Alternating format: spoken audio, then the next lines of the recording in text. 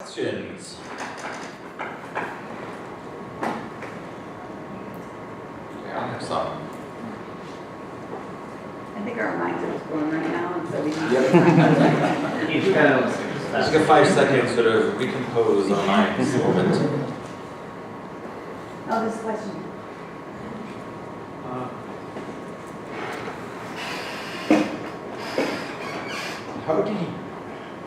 How do you, sorry, is there any case where, like in tabletop and OSR game rules, where in LARPs, there are rulings made on the fly, and how do you fit that into the model that you created here? Rulings made on the fly. Can you clarify that statement? You mean rules decisions or? Yes, so for example, in OSR games, it's rulings instead of rules usually. So if it happens that if they get into situations that are not covered under the rules and the original Dungeons and Dragons, then someone has to make a ruling on how they'll handle that situation. For example, trying to catch a person with their thrown mess up. Okay? Are there any sort of situations like that in LARP, and how do you deal with those within your model? Right on. Thank you so much for asking that. I had to, this was like twice as long, and I had to cover up slides for time. And on some of the slides that are there, I talked about IGAs and IGAs, which I stole from Mizer. He talks about the state, how with the state we have ideological state apparatuses and regressive state apparatuses, and those two features of the state hold the way of producing labor and power and motivating people's work in place. And so it's like when you're looking at games, it's not the same as the state. So we've got repressive game apparatuses and repressive and ideological game apparatuses. And how Mizer defines that is the ideological ones are essentially the ones that happen between each other, where we're reinforcing things about gender just through our conversations or through our dialogues, like in a casual way, versus the repressive ones in which you're being punished for not obeying some normative function. So with LARP, you have rules marshals as these sort of repressive game apparatuses. So if someone really messes up and isn't taking their hits, you'll have a rules marshal step in, but you also have the ideological apparatuses that are enforcing the rules by correcting each other along throughout the game. So you have those two forces kind of holding them in place. But we have rules marshals, and there's a lot of work that LARPers have to do to hold it in place. There's a lot of language around LARP hacking, and I'll send you some articles if you haven't heard this before, but I think it would very easily fit into your framework. Players that decide to go off script and sort of take over or to do little tweaks to the game in order to make their experience more enjoyable for them. And I think that's a lot easier to do in a LARP setting than it is in a tabletop setting, which is often so tightly controlled by the GM, or at least by the experience that's set up if it's GM-less. So that language is already kind of clear. So there's an article in Playground magazine, I believe Erlen wrote it, but I will send you information on that. And there's also an excellent podcast discussion about it. So please remind me to send those things to you.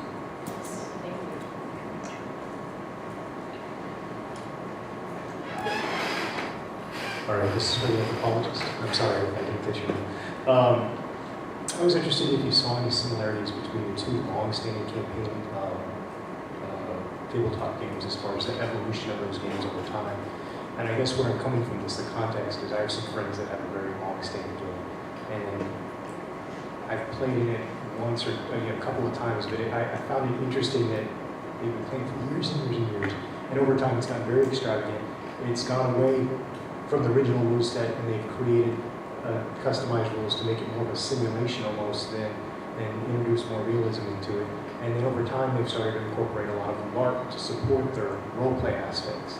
So it was kind of interesting how their game has evolved over time and is really going kind of the direction of Lark. And I was wondering if you saw any similarities between your own standard games that you examined and how they evolved over time.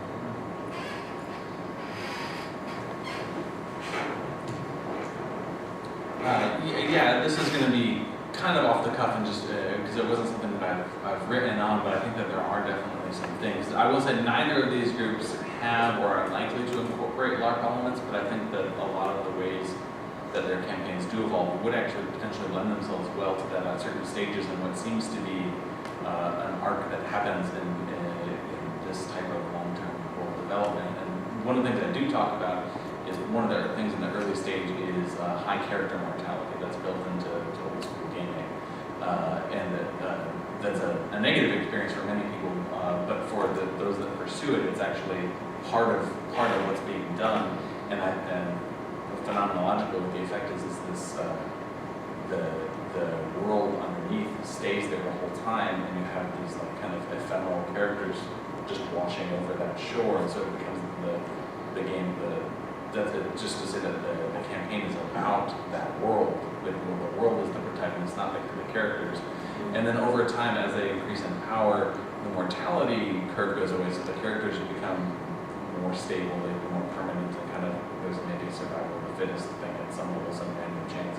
But then, of course, in D&D, keeping the world around for a long time means, generally speaking, the characters are becoming more powerful and influential in political sphere most of the time, and that's a point of crisis for a lot of these groups. I think in the overall development too is like, do we or do we not want to play the game which we've let ourselves into, which is the way that we're exploring the world is by having to make policy decisions for a government.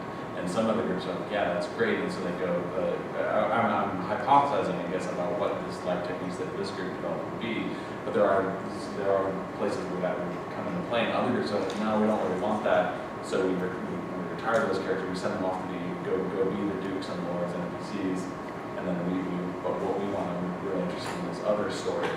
But that's another version of character mortality, right? Of the world staying the same, and the characters you're using to explore that world kind of shifting, but maybe there's like longer and longer cycles as they can develop. This group definitely has gone and decided to take that step to go to the political nature of it, gather boards and whatnot, and now trying to embrace that aspect of role play. In addition to incorporating traditional dungeon crawls and such, but yeah, they're getting into a lot of politics, and I think that's where the Lark really does help in supporting the game a lot.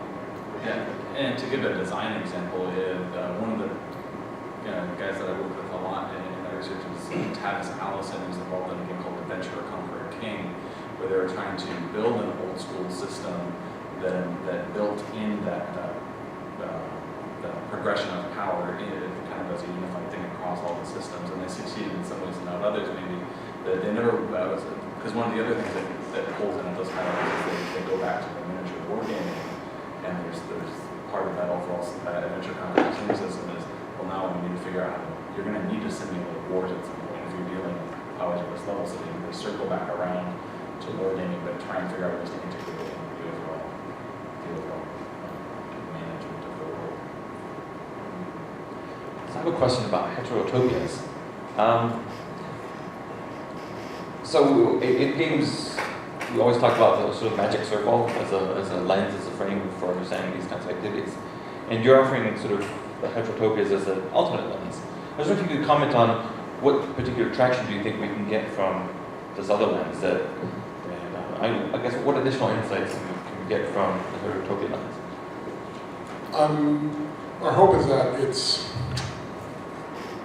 that with Heterotopias, a couple things. One, we do have very specific principles laid out, defined by Foucault, but they're at least a little more concrete than, Magic Circle, right, has the word magic in it, in terms of, because it is kind of hard to figure out, like, when you enter a magic circle, like, what just happened? So we are trying to quantify and qualify a bit more. But the other aspect is that there's been a ton of study about Heterotopias in the real world. And that's something we really want to do some cross comparisons of. There's that's easy to find, but there's limited study on Heterotopia in game spaces. So we have this really beautiful comparison, actually, that we can make to how Heterotopia has been defined in the real world. And I think that's going to be helpful as we start to try to define that thing that happens with a magic circle, which is special and important, and we should be able to analyze it. So hopefully it's a helpful framing device in that way. Kind of follow up. One of the things that it does for me to hear you talk about that is that it makes me flash to like other bits and smatterings that I know about Foucault. So when you want to when you want to go into another space, that like connects to this panopticon idea. So like, why are you wanting to get into this other space? Part of it is to get out of the all-seeing eye. So I think that one of the cool things is you've just connected magic circle, used magic circle and Heterotopia as a link to like a broader Foucault discourse.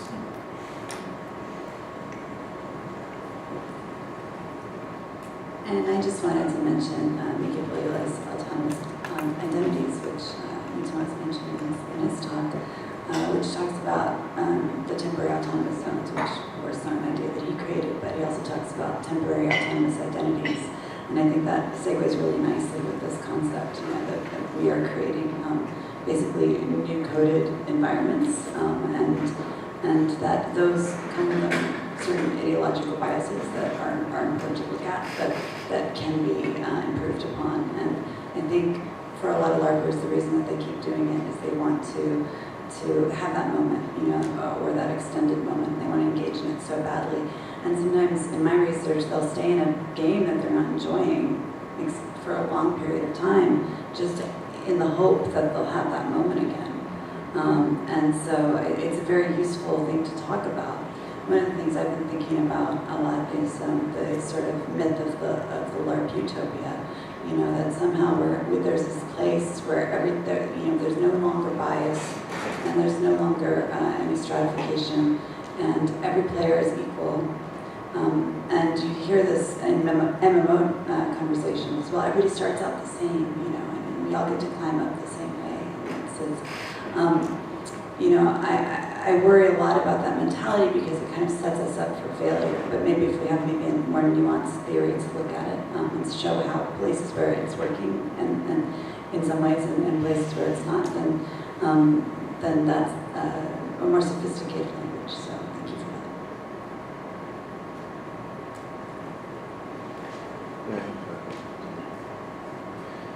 that. I actually just wanted to say thank you for really taking a deep dive on campaign LARP interactions and things, because I already know like the thing that's going on in the clip pretty much, which is the intense noise pollution that everyone can deal with. There's like it seems like there's a lot of balance these days. Recognition of noise pollution and things like that, but it's obviously there's obviously like a lot of you can only get so many 1s and 2s and 5s and 6s and 1s and 5s and 6s and 1s and 5s, and just we used to call it like bad math attack. So so what's like I guess what's your answer for that kind of problem?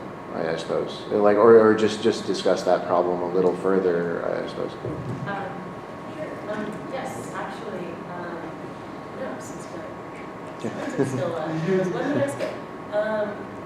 There are modes of approaching game design with holding the way that codec deployment affects the social reality of the game. Because as much as some game designers want to pretend that having people shouting math at each other actually stands in for a battle, it doesn't. You're still there shouting math at each other. And a concept I was introduced to in 2009 as Brian Gregory, who's in my region, was working on Devia, was small math. Working to have a base hit in the game that has no noise whatsoever, and most moments, you're just hitting each other silently and taking one damage, and there's a way of building the rule set, scaling it so that works out, and then when someone actually makes a call, it's a big deal, and everyone notices because they're like, oh my oh, someone just used a move and they only, you only have 3 calls that you're maybe making in a day. So thinking about how rule deployment affects the social materialism of playing the game has definitely been taken into account by some new rules designers. And so right now in Campaign Lark, there's just a situation of folks who've been playing the same game for 15 years, so they have their level 2000 character, or like level 47 character, and they don't want to leave those old games even though they don't run as smoothly on Yeah, so sorry, quick follow-up then, I think I recognize Beyond the Aether, I'm not sure about Debbie, but are those accelerant-based games? Are those Accelerant core rule system? Are you familiar with that? I'm vaguely familiar with it. Okay, there was a game in Texas named Aftermath, which used that, and I played in that, and that's kind of my basis. Which it made that same move to small math and like way less noise pollution is what I mean to say. So yeah, that I'm gonna look at both of those though. Thank you. I guess it's somewhere a little later, based on my research and understanding, but I still have yet to do the genealogy of all this. But Debbia and Beyond the Aether use their own rule systems, and both of those designers are very much into open source, so you can buy their rule books. They're only 20 pages long, and yet they encompass not just a full Lark rule set, but a mega Lark, in which you have board games running simultaneously with Boffer, with diplomacy, and they figured out a very, I think, astute way to run all of those types of interactions with very few rules that players have to memorize. I have so many questions. If anybody else wants to talk, I don't want to talk about Well, I didn't see any in the papers, but I've read some of them. One thing that I think is very interesting about your early research, Hayley, is actually the interaction between body and numbers. And specifically, when we're playing like an MMO, our body is also interacting with numbers. And to some degree, there's a lived history of that, right? If I have a level 70, my finger has clicked a lot of times. Right, I had an actual physical event, and I don't want to bring like the heat death of the universe into the discussion too much, but like, you only have so much time on this earth, and so there's so much of time investment versus also the sunk cost fallacy, which is to say, if I invested all this time in it, how do I worth it? But you're also investing physical energy and physical labor, and the question is, how do my numbers that my body produces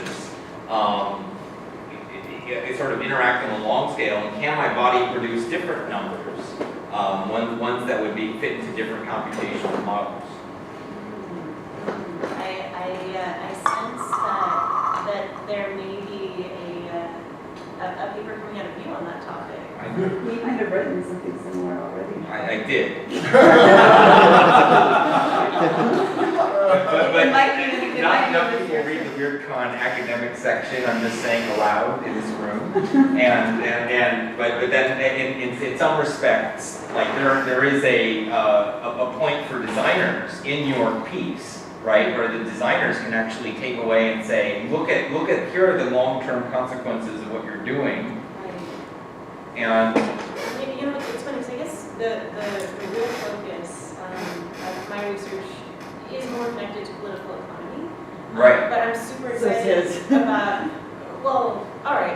political economy in a certain context. And I'm really excited about writing that is looking at the somatic experience of labor, of these interactions.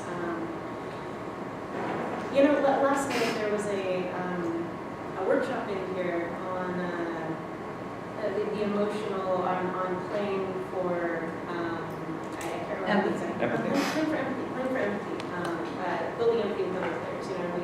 We were presented with all these situations that can happen in the game, and I started thinking about like this analysis and the problem of race. Like this is a conversation I've been having with Diana Shipley, who's here on Saturday, or on Friday, like, there's something problematic about the way campaign larks represent race. And like, last night as we were working through, it was like, oh, wait a sec, okay, there's a situation where we're biocentralizing race in a way that players can't get out of, where you're trapped with a situation where from the moment of conception of your player's character card, which is a bioessentializing moment, you're giving them more points or less or certain skills based on race. This is really problematic. Really problematic. So conversations with political economists in Berkeley. I was part of that mailer for a little bit, and we all started getting in these conversations because as you're reading folks writing about political economy and philosophy and that realm in like the 1800s, you start seeing anti-Semitism cropping up in their work. And it's this really difficult thing to grapple with. You're like, oh my God, I love this mathematician, I love this theorist. Why are they doing this to the Jewish people? And you're just like, why did that end up in there? And the conclusion we came up with was that, you know, there was a situation with usury going on, where the Catholic Church had laws against usury, and so in many cities, in many areas that were dominantly Catholic, the only people who were allowed to lend money for many years were Jewish people. And there was a moment as the critique of certain banking and certain types of banking arose, the theorists were distinguishing between the social code, the rules that had been in place that led to a racially identified group being in positions with money. There just wasn't that separation for a very long time. And it's literally only now that folks are starting to make that separation, you know, and going back to notice, okay, we're teaching this work to undergrads and we really haven't addressed the anti-Semitism. It's problematic. So it's like, as you're looking at that, it's like, okay, in Lark, if we start building rule sets where you have cultural mechanics that are separate from the biological mechanics and really being careful about race, you create an environment in which players can actually undermine the cultural mechanic that as a separate thing from the essence of other characters. And you know, that's I think a shift that would need to happen in all campaign larks to end the way campaign larks ultimately reinforce racial stereotypes through the deployment of rules in those games. So it's like, you know, just kind of digging around with this analysis, you start coming up with these ways of approaching Lark that interact with, but you know, it's like, I don't know, each of us, I think, can have our own approach, and I really want to read your paper, Evan.